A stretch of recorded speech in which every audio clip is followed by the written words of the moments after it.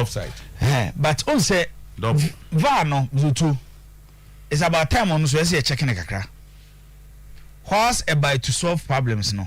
At the same time make create problems. Met the frustrations of Antonio Conte because that goal never Tottenham qualification into the round of 16 of the Champions League. Which game now Conquaco Bono Stade Vadron in Marseille and Okran Counter. Dangerous game. Which put any pressure on Conte dangerous and then Tottenham Hotspur. Then again, Mizoto, I am the Champions League as any football as football now. Football now, Yabono. Football now, Yabono. Zotunya Mesem. Football bit me to them, share resource near the Abba Parks to say. I deal with we had their Kianaki SAC. Head there, the air panel, Yatina them nation, SAC. Oh, we are sure. Oh, Mizoto. Football. Football. All over the world. No, me percent me make a case beyond statement be a conte. Top class. Intine ka say penifo se wo tu sie so a won chanting tene. To me de bia me ka say anka wo ba sa si so a de bia anka papa wadi president pen. Wo ye minister bi da, wo hold position kese bi da. Woni obi a e bia wo ne to ahokyerem ana e wo ne to abusuan hia wom. How society what say you refuse here? We are on line officially. Studio more camera na. Abrofuna send the buy and the buy. Hold on the bar. Eti how society who say any payment say am describe omo. They are one to atusikem. They me discuss for ne kwe bi papa hold a higher position within society. They are one to amuchem ne they are one to him. So to sort them mention say. So wo fa say any payment say a edu time bi na sa asemba so atem asemba na ye ka asem na etimi ka say sometime ade ye consider na ade ya sometime papa so na ye regional minister no ye we enya no kra na papa timi fa phone no afre former regional minister ni me ba ne sometime ade na mpese mo ye sometime na munyai ana me so bom so to what is e si we me se mo ba bia si no hwe Champions League na yebono. Let's concentrate on the Champions League. Let's say no more Juventus. Decision enra Danny McKelly eteki wo the Spurs stadium no. So decision won't mean take was Santiago Bernabeu. It will never happen. Some time na game na dru no. Time na game na dru no. Say Kofi be kai me was it 2017? Before ne Lucas Vazquez Michael Oliver. Yeah. That incident Mizoto want me could obekwa could take you the Juventus arena Santiago Bernabeu obeji de Real Madrid se clubs edu omo top leveler now referee this Norwegian referee on Chelsea for nya problem of Rebu yes so 2006 Champions League final ECCA etina me person ni nyina nkenfo ne se Mizoto the red card was bad Lema and Yamonia na Lema yes Lema record yes see eti Mizoto normal kabana ke di o to bi na say the influence of Sir Alex Ferguson on English football do time na referee square so no Ferguson became a huge figure in English football and how he treated referees ubedi Manchester game kwa na usu eti the Conte kano ebia you might not agree with Antonio Conte but time na game na drew anytime I Tottenham say go no sa ball no Camp Nou oboa sa ball no Santiago Bernabeu Mr. to oboa so obeji offside untimi eti aya na game na ayebo no Mr. sanyo mani nyina wom eti sa wo hihye wo team sa wo compete with oma obra no mabo akwani mu lie yo masan e je sa anya mani ntire ma ye san lie o say lie no no lie no mo say no say born again you still picture ni free what I don't like about their VR and say o say referees nko why in European most the referees don't move but in England no nya de no abekwa correct for himself So they are some the assistant referees no more them on too powerful. The referee is not even moving himself. Yeah, now we say almost feel say if it's an offside decision, the technology should rather dictate. No, but the technology should be analyzed. It should be look at it. No, we say young can to be fair to Tottenham. If you watch the game over now we seen now. Mean how live we my MSN Royal Kujina. Also my car say it depends on where you when you want to draw the line. Live we come draw no 30 seconds earlier. Sana ball ni be draw come can so. And I make us say when you wait for the ball, every to the party chest so now can draw liar. Line no mercy so but the laws no so there law 11 also there explicit. No time ben now we offside. Time ben now also offside. At the time the guy kicked the ball. Yes. But we say no. And then when you receive the ball, line no draw you know. Also my catcher said the line is not about MSN. The line is about King time I receive ball. Hurricane. It's the time MSN had the ball Sporting Lisbon player no. By to Hurricane no. Line per se say time I ball ball Sporting Lisbon player never Hurricane no. The position of Hurricane using the line to determine Obia position no. Hurricane was offside. And the offside rules as no much say when I keeper him. Now the number 5 the defender pass ball mamia my offside. And only deliberate. Debbie. And the defender deliberate. Defender the man keeper. Or the man on deliberate or pass man keeper. And we intercept here. But we say no any deliberate ball need deflect no. I'm offside now. No. On just here. We say what the all can go a defender and decide or pass a ball deliberate act semi pass am goalkeeper and a wire fast when intercepting our bash. That is fine. But say a both defender no na a deflection and you one was said that's all Obama and go the goalkeeper now. Then it's the pass the ball at 2 minutes where I'll not be offside. Now don't I koji. Now bet 2 minutes I was my offside. MSN had the ball. So MSN had the ball. Yeah, that's all had the ball on to Hurricane him. Yeah. Oh, I know head man. Debbie. Now ball no have the direction of the ball. Then your ball head there to Hurricane. No head there. It's not baby no head there by actually. Oh, not to the direction. Their purpose. Ni player be now the ball be now yes or pass mo be unya. No, ni player. No, there's a Tottenham player, Brian. No. It would have be head the ball no to here. It's the ball was not going to Hurricane. The deflection of the ball. And Hurricane advantage. 6 players. Six Sporting Lisbon players. But space no head there to no. Depend on where the ball drops. Guy your why could come earlier. That is also a big possibility. We can all fight for the ball. And also a big possibility. But don't person much say the moment a ball need deflect a Sporting Lisbon player no. It still makes you better Hurricane in him no. The position of Hurricane then before ball he was in an offside position. But he came from a Lisbon player. I don't know because deliberate. One said that. Now we didn't one said it was not a deliberate act it deflected one. But a man in the no Mizoto say go away. By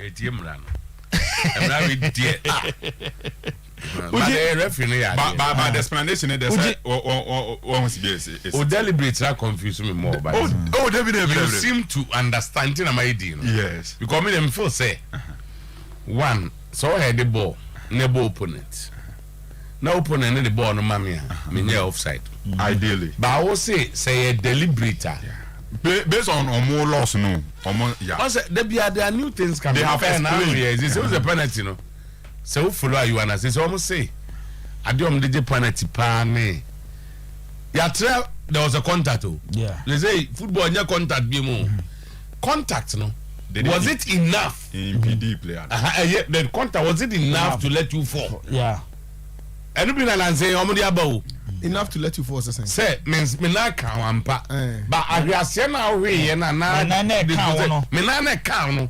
And no nema what to hear the weight of it. And that's how far the weight over as a man county. Oh, conform.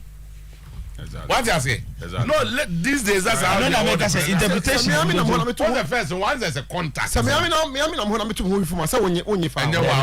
Bet me the me ho account. Me ho ka wo ha. Obeto form. You see how get ya. By the weight of me ho na me dey count. And ma auto. Who be come here then? And go for tomorrow debate no. Yeah. On Miss Mount the buy no. On say me to this incident I can ho asemi. Ayeti I can ho asemi. Yebo game ne ko Champions League na ebi be say referee be go. The same law 11-1 no ho. VAR no ho. The VAR will allow the goal. Eti meti konta say he is speaking from experience. So what let me just say he is speaking from experience say law emra no ho. VAR no ho to help the referees. But at the same time certain big stadiums sabo we oboa. Hey, I can't minute to end the game. Now the big boys of European football back home. Also work with you offside. There be NC. It's nay, Mizuto, at the Tottenham I got to a tight position. Now, I mean, it's why we're moving here. I'm boy in here, show number take. And I said, board there. See, time edition go there. It's me back any time. And I represent Manchester Champions League 99 with the game it came in the last minute and the rap binu aka say win the man gra can ambeti but so what take can was akoshe go it is a group so all the 4 teams can qualify to the round of 16 the Champions League next week no should be careful CDBC aye those traveling should be careful see edin we mo but just a minute bona Emerson Royal head no at the time of head ball no who say na enya hurricane na any target enti e say na o send the ball no akwechiri ade akwechiri so we can say hurricane any time me say baby o head ball ne to ye no it wasn't the position na hurricane ja no head ball no to so na on head ball ne man therefore head ball no so it's ball na akwechiri yes from the head ball the direction of the ball no crowd na nye towards goal the authority ball towards goal no the baby omo one dey say you will go scoring area of course but ball no direction area no but ball no direction no Emerson Royal ball no head here no ball no change direction the only such change direction to the goal area go you know by first saying when we play at no Sporting Lisbon player no so how does it affect Hurricane? I don't know almost say my head the ball the ball. Your head the ball no. A ball player no. Sporting Lisbon player. It wasn't deliberate. They didn't get deliberate. Sporting Lisbon to defend his goal. It wasn't deliberate. And my man there can. Nyame na make. I didn't know I think we know more can similar to a back pass. So tell me just say. Head the ball quite say. Similar to a back pass. On say obi under pressure no obo no yem fan say back pass so like obo na them say na game Saliba bobi pressure na ball no aso clear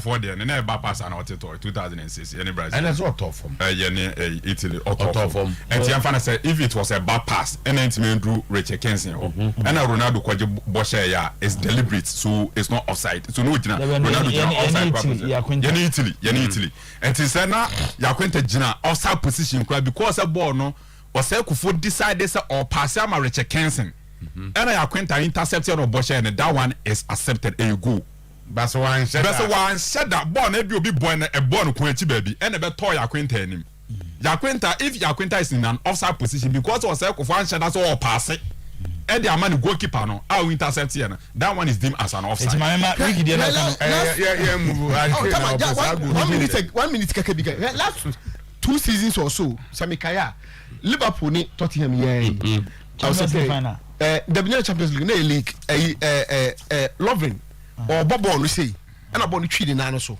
and a call towards Liverpool goal area na Hurricane ko bo share and this had debate West Ham one said that but say he attempted kicking the ball Kobako or Cleo that was not his intention yes etwi na no so fa ni boot no so sa and a call Hurricane chance upon it and hit it goal no na ba for ye nyina ye I don't know Liverpool for make argument and I will make it say why love line said that because they are not come on that corner. Many are what they opposite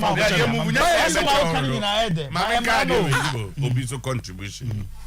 Kane was offside.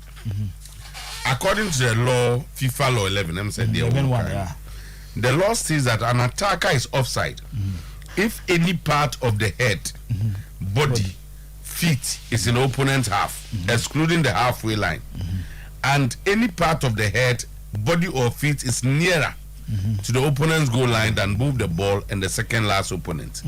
Kane's knee was ahead of the ball when Emerson headed it across to him, meaning that he was offside. The fact that the ball crept a Sporting player on its way to Kane is also made irrelevant by law 11.2. Yeah.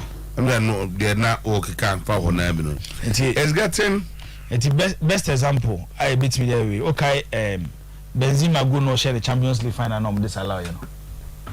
But okay, money Real Madrid the last Champions League final. Okay, Benzema go no. Incident na ya make a cram. The same thing. But they can say they will say change and say the same incident basis beam. VAR, the center referee, and then the two assistant referees because say you go. That is the inconsistency of decisions, no, being aided by VAR. May one and me problem. So to the match and I say, Miloto, Arsenal Manchester go come VAR say a foul. I say leading up to the foul. Kim Minjai, Juan Jesus, Matias Oliveira, Giovanni Di Lorenzo, Yoskiri Ostigard, Ilfi Elmas, Petro Zelinski, Stanislav Luboka, Tanguy Ndombele, Andrew Frank Jambo Anguiza, Victor Osimhen, Heaven Lozano, Giovanni Simeone, Matteo Politano, Kricha Varachilia, Giacomo Raspadori. Edia me bubu nyina ye 16. Napoli registered 30 players this season for all competitions. So out of 30 players who registered, 16 am go bia she go. We a all round team. We are building the team in such a way say attackers need to go fine. Ofa Varacheria was 7 goals and he is their top scorer this season in all competitions. The Odiswo Giovanni Simeone, Diego Simeone Bano, was 6 goals. Sorry, Willie. I say he Emerson Roy answer. That's why the referee is. I'm on sir. We are going Juventus, so I'm on sir. Yeah, I don't care any album and you go. So already be. I didn't explain. I'm on sir. We and the Napoli team near you.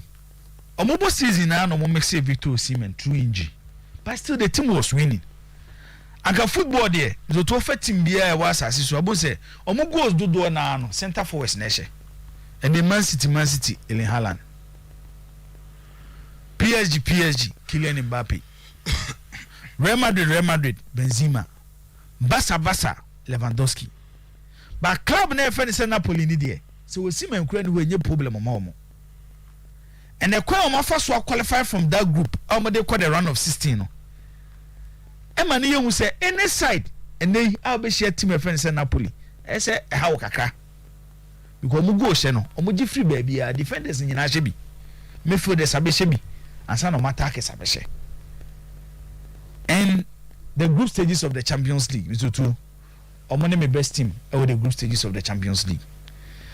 Enra, ye Champions League games for week 5 and a match day 5 no. Not 3 Spanish clubs are out of the Champions League. The Odikan are Barcelona.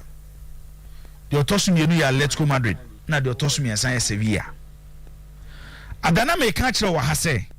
When we talk about the UEFA Champions League, there were 3 countries. 3 countries. I'm gonna the dominant forces when it comes to the Champions League. Make 3 countries because and when now comes to different winners of the Champions League. To say England, you get Nottingham Forest, Ubenya Aston Villa, Ubenya Manchester United, Ubenya Liverpool, Ubenya Chelsea, Omunina Champions League winners. Uko Italy, Ubenya Milan, Ubenya Juve, Ubenya Inter. omunyina Champions League winners. Uko Spain, you get Barca, you get Real Madrid. And they be to a certain level, Germany, Obenya Bayern Munich, then you get club offensive Borussia Dortmund. It's your dominant forces when it comes to the Champions League. Now, Obia on the period. Omodi na yese mriketuo. Say ye tu mrikana na watenase na ohese America yetu England for na ekwa jamia. The whole Spanish football will sit down, find a way to raise the level of their football to compete with English clubs. It's a bit do period be ababa to sa period no. We are fan of English football. We are fan of Italian football. We are fan of Spanish football. We are fan of German football. Time ababa tomo no ebi ana country will support no more clubs in yade. And just on football na masan. But obia ye bibia besam ho. Nizoto. So why a Champions League ni carefully the fall of the Spanish clubs and statistics sometimes they might be lucky. About be na fem. Last season Barca I the second most successful side in Spanish football.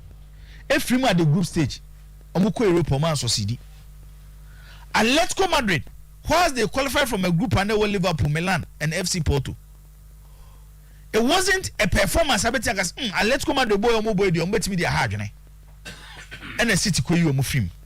It's nay the game is centered around the Premier League because remember I say whilst other clubs are fighting for the Super League the real Super League is the English Premier League. Time and now Italian clubs dominate to Europe omo na spend it the Super League was the Italian league.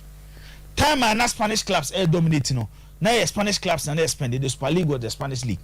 It's nay if you want to compete with the English clubs either you put up a proper project and now say you'll be ready to spend like the cities, the Liverpools, the Manchester Uniteds, the Chelseas before I wait me a compete with eti and Barcelona film and the Barcelona story is sad. And then I'm Lewandowski time I will free stadium and I was sad for Lewandowski. When you saw Lewandowski at Bayern Munich, the number of years was spent with Bayern Munich, what kind of total defeat in the Champions League? I'm to mention was better 5 umpo. The total defeat games are with Bayern Munich losing in the Champions League. Mention was do 5. Fast forward, also Barcelona. Club now free one came back to punish team now oko. I will force oko success. And Bayern Munich actually say Sebastian Fuso mu project a do stage that they can compete with the best or mobile Munich for no so and we are watching the Bayern team carefully. After na won simbia na wo kan me na wo ya adwene say clubs for coaches but clubs omo nipa omo hye da nimbo mo no aya na wo ye coach ye hye da nyanyoma nyina ama wo nye that is Bayern Munich. Nagelsmann ya de power innovator timid nyoma foforo ba wasesa training grounds and the Bayern Munich players here training there is a big screen wo show ho mistakes ya na wachi no do ko screen anim mistake we na no training ya e kira manya biam ye say or the sanyo mani nyina aba but when selections enkoye when the team is not getting results the big guys at the top they will come Oliver Kahn they have seen it all. Yes no maba be chiro say boy no nim boche ho Nagelsmann experience omo bi chen nim game no contact coaching badge na ukra wo UEFA Pro na ball no ye bobo no na wo ukra ball no ntimi mo enti yesrew e kwa fa so set up your defense ne yempe Matthias the late man nyina mu bi omo game ne bi because he's good ntimi I got two team so what did they say Musiala he's a young player but based on what he's giving Manemo game ni be the future project. Yes eti how Bayern Munich is being set up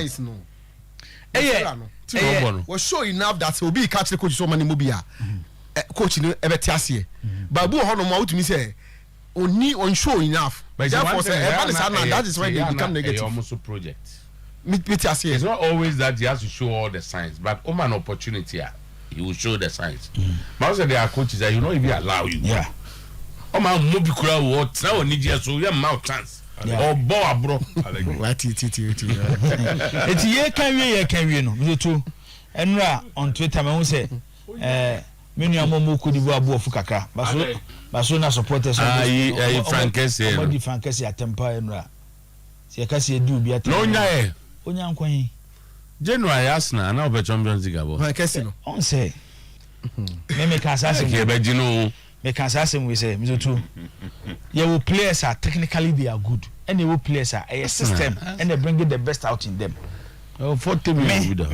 Me a Milan fan. No ko fa When you put Kesi here. Now the Ode Benase Ejina ha me too. Between the two technically Benase is a better footballer than Frank Kesi. But you bet me I draw a system. I bet you to Frank Kesi. It be a way selling no even think say Adoma Chede na Nyankopon dia momu you no ya de chen Benase. He went to a wrong club. Now sometimes me too sika de hia pa. Oba me ampen ho asema no dwan ko ye no. Sika de me too obi baka sika bia ho hia na oboa. Ba betimi agiska onye ni gia you will not enjoy the money. Big issue Ogovi. Ubada nya ska ni energy go fi unya ska be nya energy. You can create the energy. You to here. Maybe at the gap between maybe I want. Maybe I go but you say we slave. Sika no Robert. Remember say. Dako be bomb pese we share bi. Sika no ba to go fi but na energy. Na Milan offer Frank Kesi. 5 million euros a season. And Abasa man is 6.5. The difference is 1.5 million. Okay. No man. Zoto, how Enra me who say Barcelona fans need treat Frank Kesi. I was sad. This is a player at Milan, your friend the president. Or no baby a club president parking the car no. Hona Frank Kesi parking the car. Support no. Say any GNO, any support na winyan. Zoto. Sa 1.5 net then Temno cannot replace it. The ATM make us say in the near future, based on Bona Obono, Barcelona will offload you. Another club now will come to bet you 6.5 million. They will not pay. You might come to 4 million. Just in the space of maybe a season. And the Barcelona in this season, another disaster in the Europa Cup to say last season. Ombe offload a lot of players. Yeah. And then you winning in an too. We are Sibia or Nemre. And no San Cafone Camera. Sergio Busquets, Librason. Nyame adum na akorae boko bebo World Cup ni biwia. Spanish football, fans of Spanish football, Club Barcelona, move on from Sergio Busquets because of how pace he are giving Ababe. Tibema boda yedi besia. Okay. Brekum. Otuo Acheampong asem na me pese me kebi. Otuo Acheampong asem na me pese me kebi. Na ha me. Emra me tie Otuo Acheampong o say the Black Stars of Ghana will players a betimi match any team at the World Cup. How about the Uchini? He will players a betimi match any team at the World Cup. So we try to make his statement now. Me striker, me ne yadwene. But any coach a betimi a players no e dey match team no at the match any team at the World Cup. On say nyoma me you who players identify players na there be afo na see etimi the players be go na coach intimi for money adwuma ba coach no dey on way coach na e kasa wo and me say yetimi ma coach players na coach no intimi for players ni adwuma enti ade na top clubs so mutimi saki coaches see the players na ba and na bia wo coach ni kwa account bi na recruitment by the end of the day intimi ka players ni mum fanya results Otuo Acheampong performance na wo de amaye no emma me striker ahotoso say na asem no kana bebem untimi mpeke a top level national team to say Ghana with this quality of players na Mr. Otuo obey coach the ma Black Stars no we need 2 games per out of them say 9 games. How do you convince me some moment na mu ya Central African Republic bobo draw yintimi say Central African Republic me say obia no ho betimi a convince me. Say you can individual players at a particular moment see a tournament. Now you depend on players no for me there be am say Black Stars you justify ho. E obo na abo no club no. E na yehoso ni afro say be Black Stars. Obian who betimi convince me say Ghana at this stage time e dey World Cup the performance of our players. We dem so to any me kura no. Let's talk about Thomas Partey. And now no pay. And they can you name top 10 holding midfielders in the game? How much Thomas Partey didn't count? eno ana metie Rio Ferdinand and I the Pate Casemiro debate bias and I say Pate is doing very well but he thinks Casemiro was so Kakrachi and Thomas the man interesting said they were talking about this year's Premier League. Yes, I was so Premier League a feed you so in general can be but a few Premier League Premier League and now no pay and I say Casemiro winning and I feel the match from Casemiro to Rodri of Manchester City. And the in the Premier League based on current form. These are the top 3 performing defensive midfielders and also holding midfielders in the Premier League.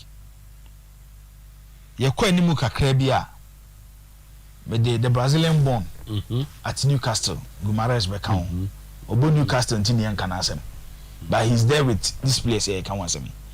Eti a top league in Europe and arguably the best league in Europe near a Ghanaian player I can the best 4 performing holding midfielders and san yeko World Cup untimi ga say any players Salisu you to so Salisu ni Arsenal.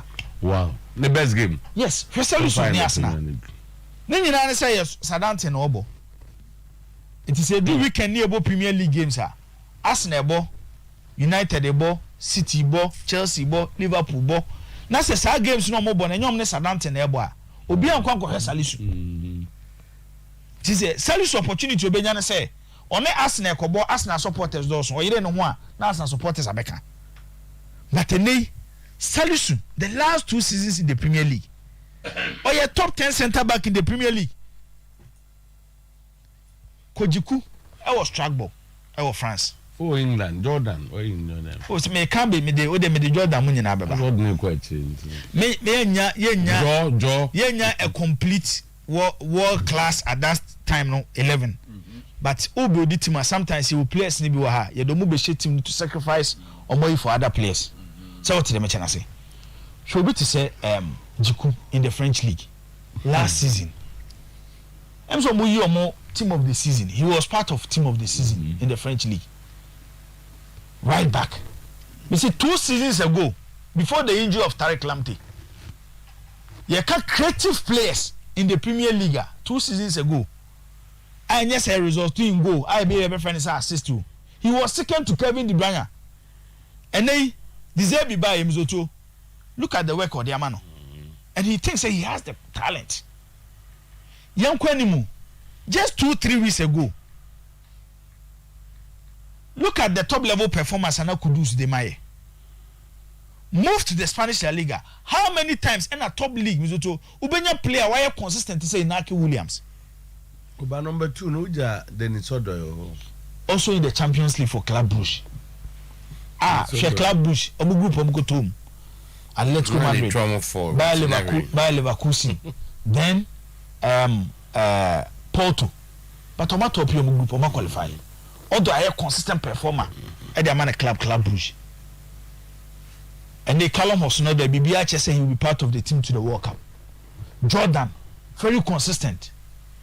The club side, Crystal Palace. Kudus. Sebaka Kudus as someone say, bare 2-3 weeks ago.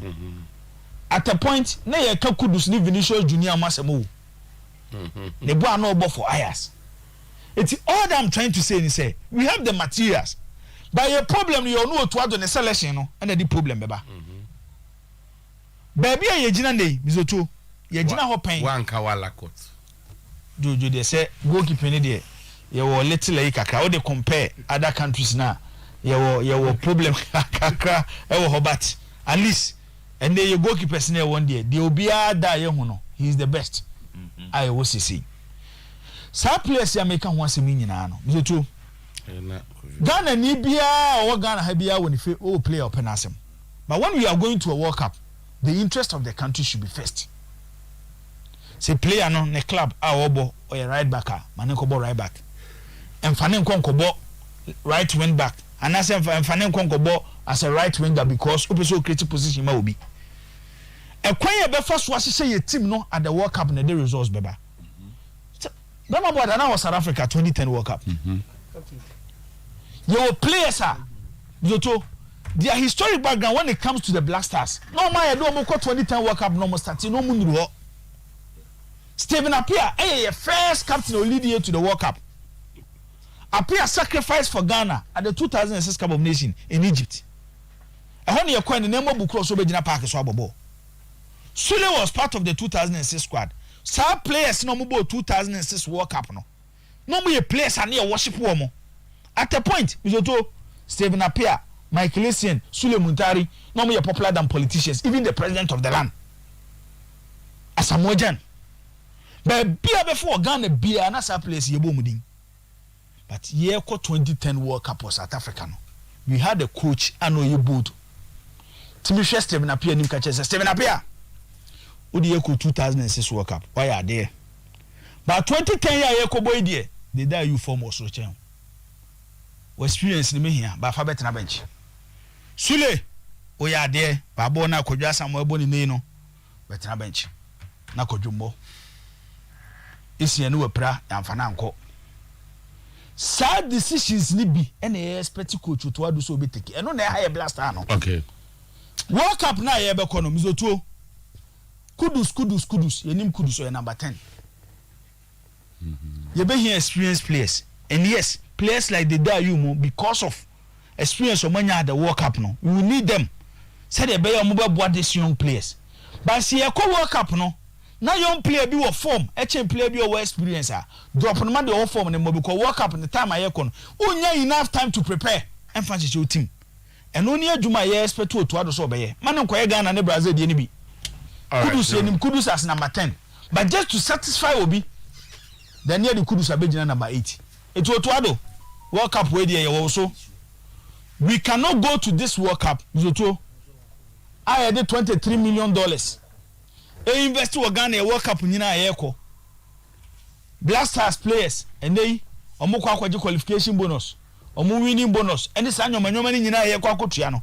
We cannot go to the World Cup. Now one person ebe take decisions na yesi kan nyina akoyekwa Joa me say the extra kone there say ni eyidie de nya de ombeyi no good Kobi legend we na jam reka kreba na ya be rounded nyina up then we go me champions dia o mpeso be sa akọ yeah say baby ababira no I want to welcome to a possible Europa and go bit me abaza amazo Juve Juve they say we've not qualified yet. PG for no be shared by a lot of goals and as for no kunya goal score line high for no kunya goal score line again. So it's point situation is the same. Yeah, or 3 points almost or 3 points. And I'm more money PSG. Juve PSG. Yeah, be boni arena. Oh, said no more so boy legend here. Oh, some medical can say. No, me medical can say a game you need to yeah. Help you stay in Europe. Medical can say the best for Juventus. Minya pa we shouldn't qualify for Europa. You enjoy Europe no. But Europa for young guys here who can Allegri more. Oyan Hokro be kwa kugu any mass more. You focus on the Italian Serie A. We have points gap now between Juve and the other top price about 8 or 10. Say Juventus they can get the top 4 no akobo Champions League no ma top 4 because Europa says no. Atletico Madrid about Europa. Barcelona about Europa. Ajax about Europa. Arsenal a landlord or more. Manchester United a landlord. When Manchester United, a landlord so amugu. Let's go Madrid you. It is no. Europa na ye kwa say Juventus qualify Europa. Ye ko against Atletico Madrid, Ajax, Manchester United, Arsenal. Say what me ne Benfica mobo at this stage. You should find it difficult to play against Arsenal. No, listen. Benfica na ye come Arsenal. Benfica na ye come Arsenal. Arsenal in the Premier League. Arsenal and the league leaders in the Premier League. Arsenal the most competitive league in world football now. Bono. Arsenal and the best in the Premier League. Okay. Oh yeah. Na me na wakasa sa no man am bisa man kamensem me okay be fine. Me kai say you too. Yeah, Bobo, yeah, started season na so Pogba, Di Maria, Kiyoza, who dey nyabotre. Omo team wey dey Champions League winning team. And monam kwan so na players e prepare. Into there. Players na ma the Champions League mafrim. Who got you? Ya ti ase. Say players here ma Champions League mafrim. and more opportunities. More opportunities in Boko Europa. Europa na mokobono. Pogba eba, Chiesa eba, Di Maria eba. O reach standard na. Europa no form Champions League. I said the answer. There be one answer. I agree be say no. One tier no beka to say sa players never. Sa players never. Obe Allegri season. We say what? Ade tia, ade sano. No. Players be there. No, Jibu. Say Champions League no more no be ni what dia. But Allegri bad dia. E say do munya Allegri si champion. See. There's a season end. Because said the Syria na ekono kofi. Me yan fa no kren kansem. Say man ko yere mu ho pa we Europa na konya Champions League slaughter. League na ko yere ho Europa League. Meaning says obenya slot ho Europa League. Meaning say you are going to win the Europa League. Yes. Na mo fa competition na Barcelona, Arsenal, Manchester United, Ajax, any Atletico Madrid. Obetenya favorable draw. Obetenya favorable draw. League na me hwe na Italy this season. Koviriki. The last 2 seasons, mo escape. Last match na bia mutiti telane so na match muti. I say yeah Juventus be di 5th. Na say Napoli. So man AC Milan, Inter Milan. Omo market na Juventus bet me say. This season league. Lazio is playing. This season league na me no. Juventus into Atlanta. I see that. Juve into Lazio. Italian football.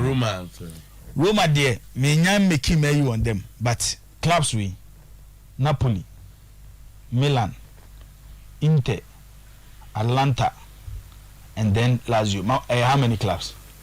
6 and 5. 5. So 5 we. It's true. They are performing. But Juventus were going to born Italians here until they in our this is the 36th time. Point in and say legend. We say Makasa Simufia say me one person me take the role of coaches in the pa. Say coach quality players are. You equally need a quality coach to manage those players. Legend too. Or more running along. Me there me imagine no. But Transa Allegri ultimately what me friends Juventus. With the arrival of Chiesa and Popoba, I still do not see Juventus as a force under Allegri. Se bibi besi sandia yenim. But at the moment, legends all heard Juventus ye power. When say the problem of Juventus on the field of play, starting from your defense. What was Leonardo Bonucci? He's the weakest link in Juventus defense. In the weakest link in Juventus team. No. Number 2 be anyhow apart from Quadrado. Is the weakest. Sir, ideally, Ube benchi Quadrado, no about Danilo. Danilo beats me defend well, but won't attack well. He would defend very well, but he wouldn't attack well. Sometimes he plays Quadrado because he loves the runs and the crosses of Air Quadrado. Because Juventus forwards, you know, they are very good in the air. Vlahovic, Arkadiusz Milik, also more height, very good in the air. And Timamimpe good crosses of the ball. So Kostic on the left, then Quadrado on the right. But the point is that a net departmentally from Juventus defense, method, attack, but BR break it down. Allegri is not fixing them. Ultimate and fix it. Intermediate. In terms of European competition this season, I've given up. You film Europa. Juventus focus on this area. Lazio anyway say mono you bet me sisi o mo ye nim kwan e fa so aye boy you bet me sisi o mo ye de na din bi be ye o mo nyina fro. So that is it. Yeah. Legend, see. League in a resume this weekend. Legend, by Monday Ekroma sabe shake you because of Ghana Premier League. And the teams now more die because of break more na pressure almost so break ne ba be jemo or break ne be pressure ni na fight. But the league is back. House of Folk ebo the first league game.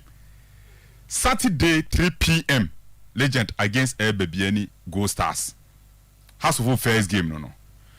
Samifa House of Folk normal across the recent days the Kachamsa club on the changes. Legend the very moment they will make a change in technical area on a Chelsea club on something new, something different. And yes, they moved Samuel Bodu on. Say Samuel Bodu free ho. Near Kofa a new coach mra. Why? Because Samuel Bodu wasn't performing. Omu here coach Obama House of Folk resource. And Tianko Kofa Matic Emra. And the House of Folk air something different. Sa winning mentality no House of Folk air pesa the back. So the idea of a new coach. At the House of Folk says offer Ghana Premier League now. It is House of Folk that about 14 for 16 for baby. But the position of House of Folk today. And the coach a friend Matic legend. Medical can want some of ya say ne bona all bonefe. Ne bona all bono. Efe pa. But House of Folk as a football club anytime. House of Folk as a football club anytime. And the only thing about Nyama supporters any be because what House of Folk beba for me is when the club starts to win. That's the only thing. Say a pass a ball and say House of Folk win 3 points against Bibiani. The next game 3 points. Now House of Folk started pick points. Supporters say hey management can be odote. Sound no money it will come to a halt. But Somatic started. Next went me and 10 fortunes now. Sound no man I see in recent days in it will still come back. And the House of Folk any coach a friend Somatic or more Jumaye. Say atmosphere and environment and I karma because you don't pass a ball, you pass a ball side and Sababa. Now born again young co screen no so kakra na yen coach a friend Somatic.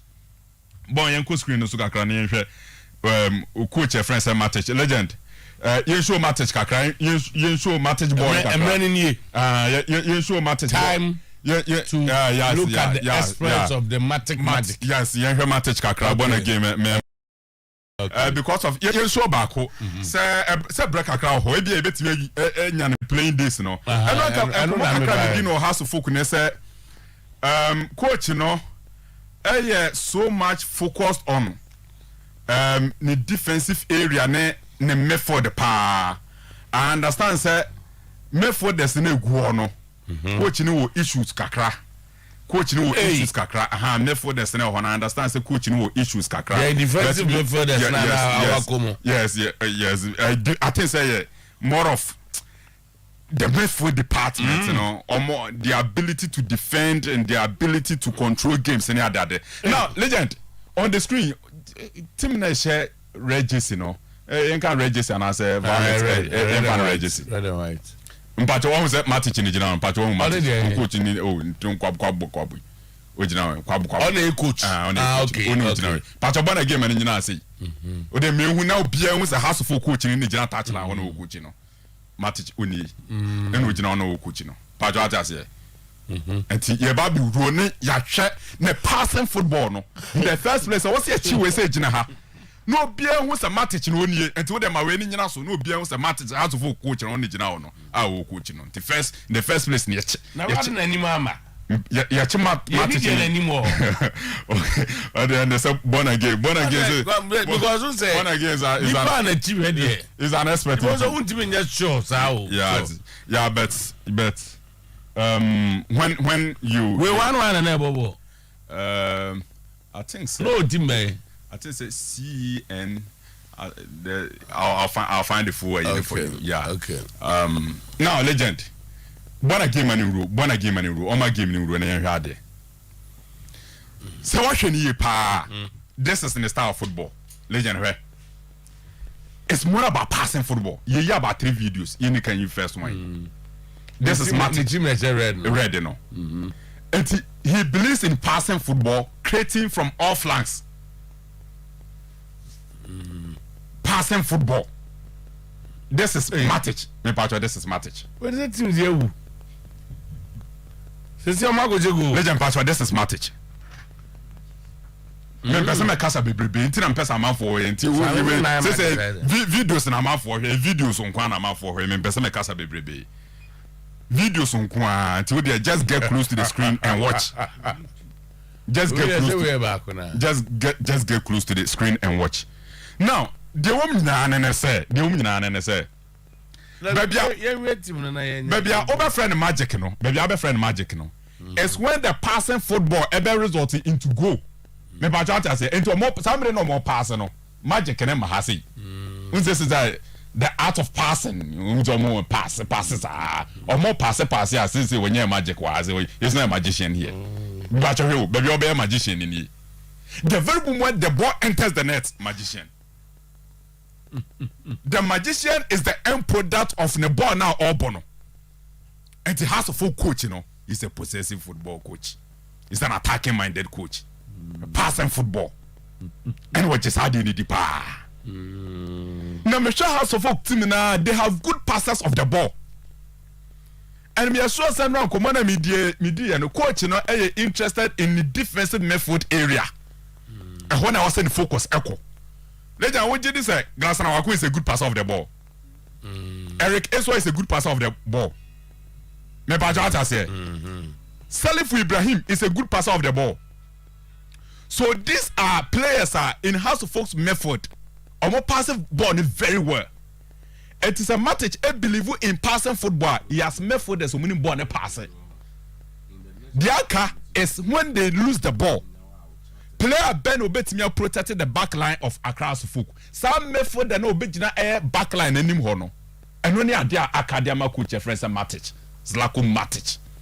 Intelligent. And House of Folk, fortunately for them, or training pitches and they are there. Accra Sports Stadium, you question Bamako game, no, now pitching and so any bad. And I say most of the games in so Bebono Accra. We say about 4-5 teams who are coming in use Accra Sports Stadium. And to bring out the benefits of Accra pitching and say my no now House of Folk he has what it takes. So bet me about a passing football and now he has what it takes. And 1 year to my Enfama club no.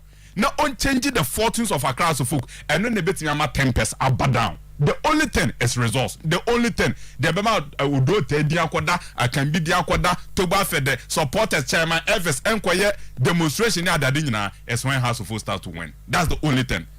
Now, legend, you're moving on. Over person Obeshani, ni playing this kakra with Liverpool, Kakra home. Me not the game, no, I'm kid to a beer. Yeah, I can't. We're going to with the game. I said, born again, they playing this. Yeah, playing so far, they're back where you mean to establish a on one because when you win a cheat. Oh, but I hear an imbra, yeah, in an imbra, yeah. Playing this, yeah, playing this in one. CSK Sofia as against Liverpool. First and second leg. First leg. The on Liverpool. No, first leg. The other Liverpool share 1-0. First leg. Second leg in the Liverpool share 1-0. I don't know. Yana first leg no share Liverpool 3-1. Oh, okay. And the Matic no coach no share 33 JC. And the Makachira bon so I maybe ntum kakra se na be amafo obete se yebo Matic dia obeto ba so behwe Matic. And the Edru baby so also ultimate Matic ejina ona amafo to ombo ase hwe ni yi. Enti obeti oni me part oni Matic ni one set number 33. He was a right back. Overlapping right back. Or right back. House of Folk oni or right back. Oni. Obeti na chenegina ho. House of Folk coaching ni. Obeti na chenegina ho. Oh, okay. Why na amafo atimi ahwe ni. Enti I say no 2005 cra Liverpool. Say do that Liverpool Champions League. One say omoje Liverpool 2004-2005. Really 2005-2006. Okay. Yeah, 2005. Sammy Hippiam. Yeah, Sammy Hippiam. Yeah. Jimmy Carragher. Yeah. So Matic mo che 3. Omo be say Liverpool be show mo 3-1 with you. Omo be show mo 3-1. Liverpool win 3-1. E be show mo 3-1. And omo za show mo bi. And omo show mo 1 e wo Anfield. And ti ball ni take akra bi. Matic. Tomarov available again. He strings it all together there in the middle of the field, very disciplined. Matic. Up on the right. And do that back to try and cover.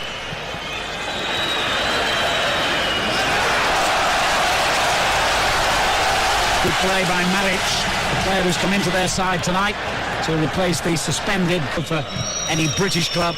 Indeed, only Real Madrid and Milan have won the trophy more times than Liverpool. Cisse, there's Dimitrov.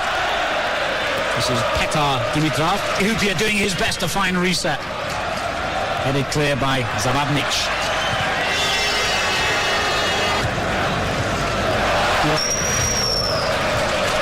Won back by Guy. Here's Dimitrov. Matic.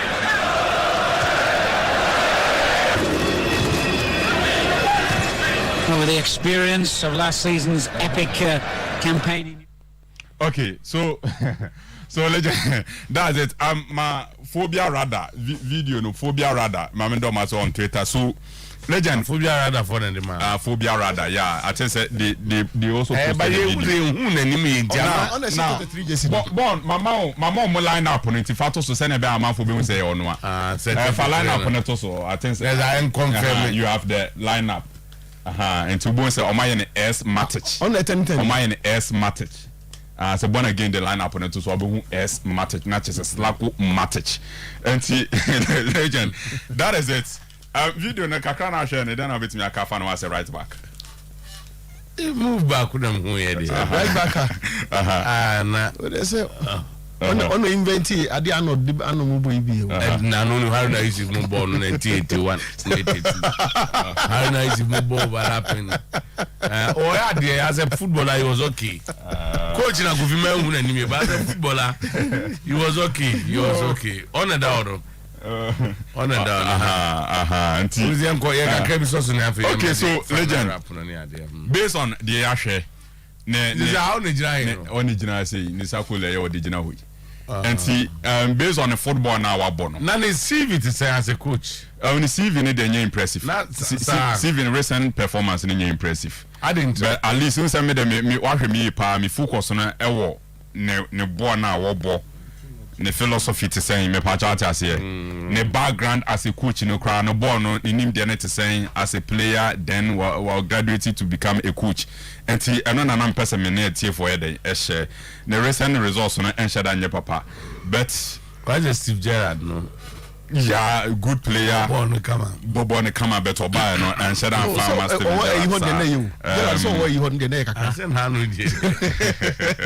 so legend that is it yeah we should coach in the world their message is very simple.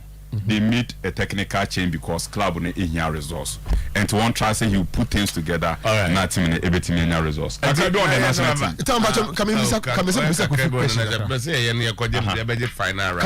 ku fi question. And you be kwa masuka every time. So the question about you. Yeah, video ya we yachire ni all that he has said about Matic. Is it to our understanding? Say therefore, Matic ebe performing something extraordinary. No, and the House of supporters should look up to something special from Matic. No one matching say he's a football person, as a player and then as a coach. And then legends what we give me now. There are a lot of coaches they are all former footballers, ex-players. Football no, footballers there. And as a player and today as a coach. Ne ideas na no de bobo no also timi try no timi impact especially legends so you coach na say the big offer obi to say o coach ya penalty me Pep Guardiola the playing this he was a midfielder and there's no team na midfield control games better than Pep Guardiola mbacho ati and the ideas as a midfielder no what timi translate this idea no and Matic kakra na ya hwe no on the screen no I just say he was a good defender if nothing at all House of should have stability at the back. Because also to me impact the ideas now the ball no also no to me impact at that Champions League stage you know and enough form and also to me impact na club in our result so that is it yeah wishing a word but they can you say me person am who the kind of person the kind of coach are all right so Crespo my go baby meet Crespo Fufu said this year's Europa League will be the most interesting UEFA Europa League ever with the likes of Barca, Juve, Atletico Madrid, City, Man United, Arsenal, Ajax, interesting time. And then someone said, Kunsuko Jokrom, bye FC Barcelona, better luck next time. Arafat Ali, or say good morning time. I'm watching from Accra. Pedro Wa, Modena Kuse, monitoring the best sports show loud and clear inside Indianapolis, Kumasi Town, also Kesben Junction, where Morgan the pork seller is. Welcome Barcelona to Europa League competition and wishing all Chelsea fans the best. Keep up the good work. More fire. Edmond Kofi said, a day without a passport is like a day without water. Nana and boys will win us this season's league, but we want to know when it's referee blessed verdict coming out. And an example, this afternoon, my darling club Arsenal will draw goalless against PSV. That'll be a good result. Anani from Kunsuko Jokrom. Sir Lovely said that Kwame Kotoko Sanefeno. Good morning. I'm watching live inside the Nyasman Kalikes HS in Puano, Bekwai Ashanti. Thanks to Bayern for sinking Barcelona to the Europa. The downfall of Barcelona is my happiness. Any Asante Kotoko update on Monday against King Faisal. Kofi Adiman Blackman say good morning. I'm watching you inside Pig Farm in Accra. Eric Nana Fori Ampofo. Say Europa League will be more interesting than European Champions League. Please, time I check the headline. It's more discussion. What about referee Salom? You are blessed. Okay. DFE, you are watching. And you are now, if you say, good morning, time. Fabu Sensors has generated over 100,661 for a month of October so far. Total contribution so far is 506,938. 506 and 938. Only 10,876 paid supporters contributed. Imagine if we register 100,000 supporters. I think all our stakeholders, i.e. the board members, management, NCC, Gematech and supporters are not taking this Fabu Sensor project serious. And none of the stakeholders is showing any sign of seriousness so far. Prince John said good morning, Mr. Otuo, and your panel. Please tell Kotawa not to file any complaints against any referee again. Because this FA won't do anything about it. They should only focus and concentrate on their games, but tell them not to appoint Salon Bless to officiate any Kotawa games again. The bias in this country is too much. Watching from Accra, Osu, Akwaje Park. William Sokolom was say, God don't catch monkey. Frankie de Jong, welcome to the Europa League. You were bluffing or being too big to play in Europa League. Okata Manchester came calling. But now, dear, you go chop Europa League for Thursdays. Stanley Kofi Adams said, Bayern saved us from noise pollution yesterday. I'm calling, watching live from Techi Camp 2. Cheba 4 Emmanuel said, good morning. I'm watching live from Tepa. Why is it that Xavi have two natural wingers instead of him benching Busquets and starting Ansu or Ferran? He chose to play with 4 midfielders, playing just because he want to fill that slow Busquets. Patrick Otiabra said, agenda P watching from Asokore Nama. Our passport is Papa Katechi Boatin said, the difference is that our FA can fund that the burden will be on government. That's why people will complain. Which issue specifically? Okay. Yeah. Boatin. Good morning.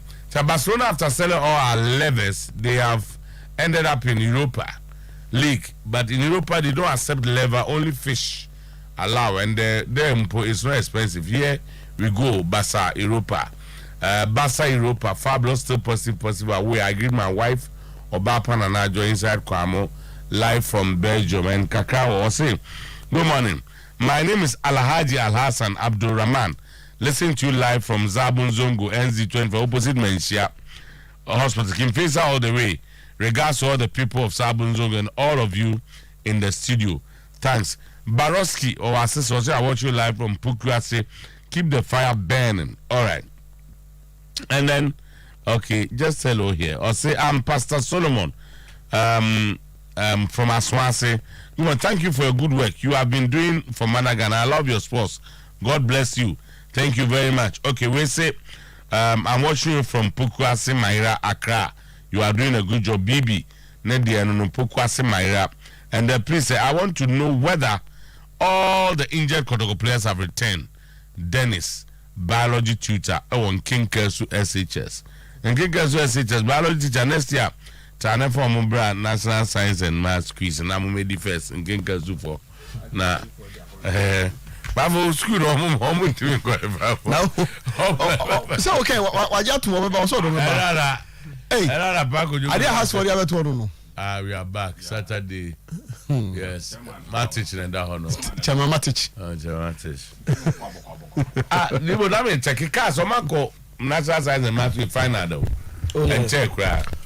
Na pa ko ni Saturday last week season question. Na den na me dey school and what's the school? Uncle Fana school na science no I say Europa Champions. O be no bias. On person dey abo of the schools. Yeah, the questions about schools be. Pako just we busa question pa. Why is your school move there no busa. Jam na kan na say kono. We go school no. Office ba ko na go back. Yeah, go. Yeah, go Fana ni bi. na me ko They can go with us on school mu dey no ka no. Ai, say no see the defense on over ko. Babo e je kakra nya e top up ne ko but Oyerepa health work ne ba so me da o china Oyerepa OBS ebewo race course Saturday dey 90 we are na competitions ahodo ampe wom dame wom bibia food competition eating competition be course and last year we na ba ha Oh, okay. Obe share ni mamu kena say Obe show say we ready. He is winning again. He's winning again. Any challenger. Enti Amansie say from Amansie Rural Bank. Canadian from Amansie West. Some boy power and clinic. Almost so ena any corner about China. And no issue ba ha. Accountant issue ba ha. Omo ye bibia say ombeboa ma amanfo. Aberi omo eyimu ni ade na no prameka tell samemo say race course here there ma number ma no form the umber say no say no mo ye ho campaign name say twemu October twem say that's why October no so ma hwe no no phone no yes be ma bia so yeah say no say be ma bia so ba no phone ya nkasa no for ye wo dia na me no furi be ma say ade na me so for ye wo bi dia so no yire wo ha utimi so no for ye dia o yire no for ye dia no yire wo utimi so no enti tina chat o yire no for ye right so ma fa ibi wa ha o be so ba for ehun ya pa ese ba don there ya on say Harry start Bestina ice cream but just started there Harry started raising issues about players are local players about the local league say don ko World Cup ni when you 6 na mami no not the 6 onya I was catch you say for the past 1 week my go through the manifesto of the FA president say born again the two screen is wa Oba Premier League clubs was stating no more person here upgrade of all training pitches of Premier League clubs and the installation of borehole facilities, supply of free computers for Premier League clubs, supply of free internet facility for secretariat of all clubs, supply of free training for coaches, administrators and other club officials, supply of 50 balls for all Premier League clubs annually, supply of 30 pairs of football boots for all Premier League clubs annually, supply of 4 sets of training briefs to all Premier League clubs annually. That's what we mean but baby there's a statement I got to quiet. Oh, okay. I want to statement. Provision of 35% of the World Cup benefit fund. Aye, I better me 6 in. Provision of 35% of the World Cup benefit fund. Inti Ochina. Okay. You better have the World Cup benefit fund. But say before that and no man wa bobo so no manifesto no bobo so emu dia no watimi aye. But mama me aduma we mama me kind statement remember Bestini ice cream for me sure say be who Bestini ice cream for energy or be any ade. Christ for all nations in collaboration with churches in Asante region and aid this aduma kese no your friend Sometymer Great Gospel Crusade Evangelist Daniel Kolenda ono ena a succeed also for Renard Bonki some kind of 4 days crusade eba so den with miracles, blessings, gospel and full of testimonies.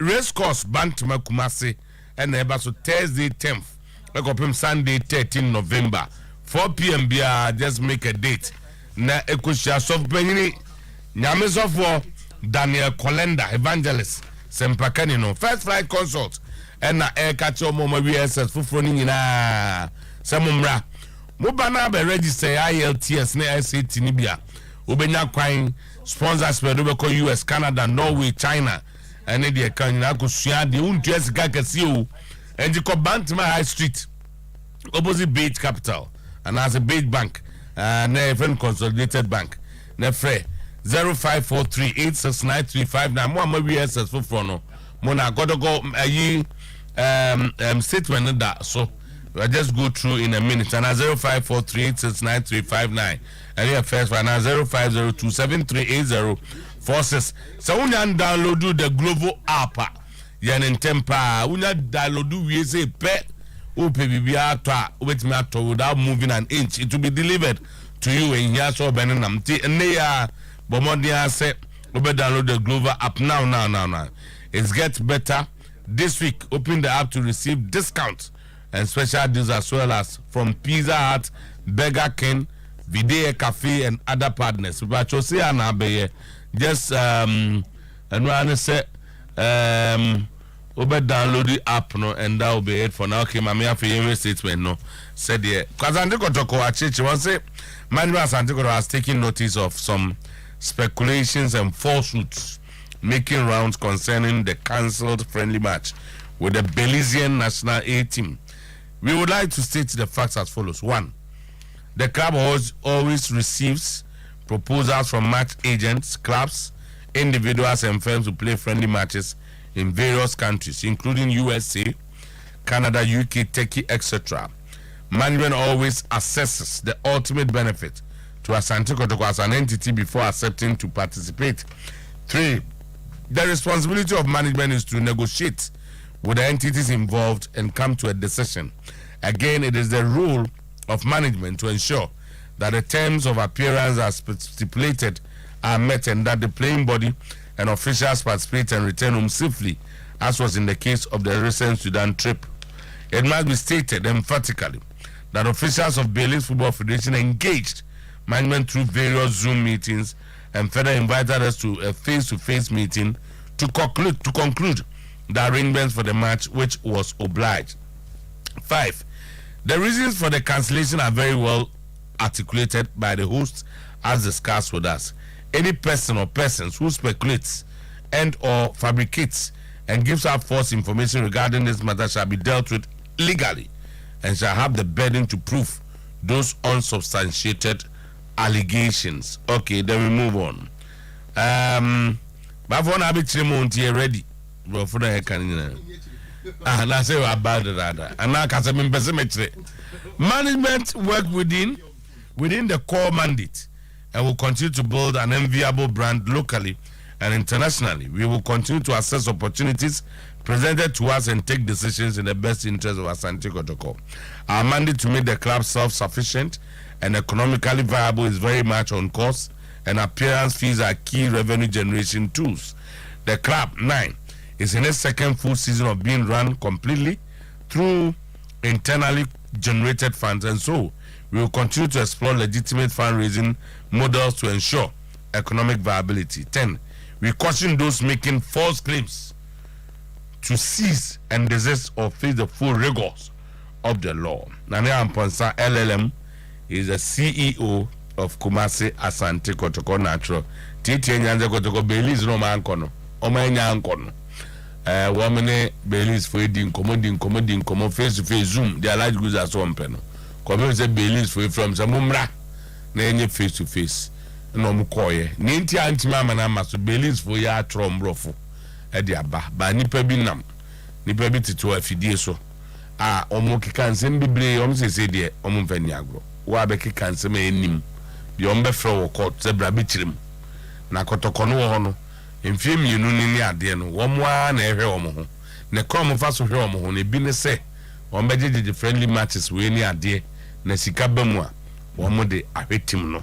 Enu nti no omo ko ya anye yi omo betom ba bi din no. Tintra ba bi nkeka kan nsem a wonim. Nyesa e fra court a obeba be chirim. Asema wo ho no omo za aka se omo rese omo from si omo beba no ma kono omo team na ba asundwem eno ena ye ya omo ko ya ba fo wanchi mo so nchim a omo meka sa quick 1 second na tema ye nkona meka sa so nchim that meka sa ukra won ka sa minchirim 10 seconds wo kan na so menye ready na machirim we wa chere wa adie 10 seconds tema because I kept calling say Kotoko should speak to. Okay. Give an official explanation. Media at least now say a person can was in Bia when you befa na fi no ya can be that information for us today. So the bar from say what do we abey say bibi fufu bia we kire e so beba say bibi na e kire so a ma no kwada din but o mama na chedodo because speculations in ade na o mo won ne o mo so mbekọ court nya ade no senka omo ye we ntemu a ka e bia na ka asema unima ode Asante so omo mbekọ court ubekọ akochirim omo me from akochirim go bi enti your final omo ye ntemu anka yankodu we say which statement na Asante Kotoko de abana much as reason why game night me am is well documented. It's being captured in a Belize for no releasing on the buy. So the reason Belize give us is the reason why I game night me am so says Anna as Antico. So okay, we need the asylum. Good, but I think that we've had discussions around it. I mean, you're sure where idiomatic speculations near the amount for something different. But somebody like me, I questioned Belize for no, or agreement. No, we say